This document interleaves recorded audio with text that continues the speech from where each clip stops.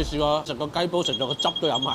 今日嚟到深圳，等我帶大家去滾啦，帶大家咧嚟食一間咧新鮮嘅生蠔雞煲啊！生蠔咧喺你面前開，雞咧都係當場去斬㗎，就唔係嗰啲預製菜嚟嘅。咁我聽聞咧，全深圳咧就係得呢一間咁特別嘅餐廳，咁我都要嚟試下啦。一入去睇下，知唔知滾究竟係點解咧？唔好諗錯嘢啊！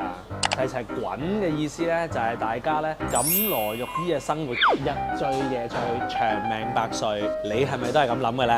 我都係咁諗喎。呢間店家咧識啲嘢，所以今日就揀咗嚟呢度食。唔該，想要一個雞煲。雞煲嘅話可以試下我哋呢個生蠔雞煲招牌。咁梗係要試嗰個生蠔雞煲啦。哇！呢個好誇張喎，你睇下啲蠔，大過我隻手掌喎。而家即刻要試下先，即刻刮埋出嚟俾你睇咧，真係保證一定係新鮮啊！好濃喎個汁，再等多3分半鐘啊！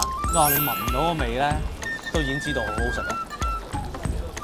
大隻嘅生蠔，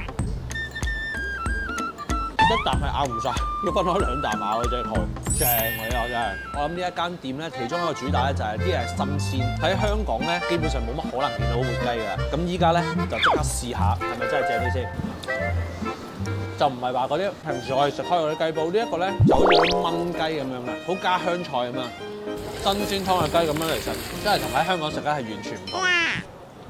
不啖呢啲汁皮啊嘛，好似有種咧嗰啲薯仔炆雞嗰陣味啊！細個咧，我阿媽咧中意食薯仔炆雞翼俾我食，其實我好中意呢陣味嘅，汁我都飲第2啖。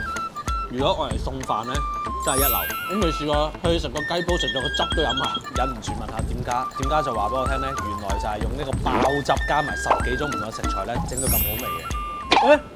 唔通呢個就係啲雞嚟啊？每日都準時咁樣送啲雞過嚟喎。呢3段時間咧都有啲新鮮雞運到嚟嘅。夾塊啲牛肉試下先，午餐肉牛筋丸，好彈牙嘅牛筋丸，佢嘅特製豉油都好味，襯埋佢呢個湯底咧真係一流。雞煲差唔多食完啦，梗係落埋個出前一丁啦，精華。一個咁好味嘅湯，加埋呢個麵咧，要點食咧？作為呢個重口味之鬼，仲要再落埋呢個嘅雞煲嘅湯。咁樣再撈一撈佢，精華都食埋啦！成日都話自己唔係好食澱粉質，但我集都喺度食緊澱粉質喎，真係大鑊！哇！啱啱咧聽店家講咧，佢哋有一個咧新嘅無花果雞煲，梗係要叫埋嚟試下啦！哇，好重個無花果味啊！呢個咧就係清甜啲嘅個湯，好似有少少花香果香，佢個雞咁鬼正，擺落係咩煲都係 OK 嘅。今日咧翻到嚟深圳咧，食到一個港式風味嘅生蠔雞煲，有嗰陣香港嘅廟街風味啊！除咗個汁好味之外咧，個雞因為係鮮湯嘅，所以先係更加不得了啊！新鮮湯嘅雞同埋新鮮剝出嚟嘅蠔，去咗一個生蠔雞鍋，你有冇食過咧？記得點讚關注我啊！